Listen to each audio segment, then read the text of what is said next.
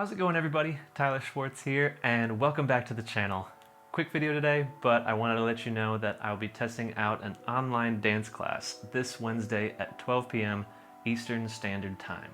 I've wanted to teach an online class for a very long time, but I didn't want the hassle of organizing it. So I'll be using this program called SUPERPEER. If you visit superpeer.com, you can check out what it's all about, but basically it organizes the virtual lobby for my virtual dance studio. So once you create an account, it'll manage the video feed and payment details for the class, which, by the way, will be $10 at the virtual door.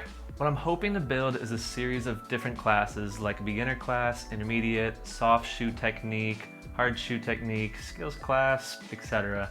But we'll start with a soft shoe technique class because whether you're new to Irish dance or a skilled advanced dancer, everybody can benefit from soft shoe technique. So we'll start with that and see where it goes. If you can't make it to the class, I'm exploring options to make the recording of the class accessible afterwards. I think the option that makes the most sense is posting it to my Patreon. So even if you can't make the class, you'll still have a way to still have access. I'll still be posting instructional content on this channel, so that's not changing. This will be bonus to dancers who'd like to have access to something like this.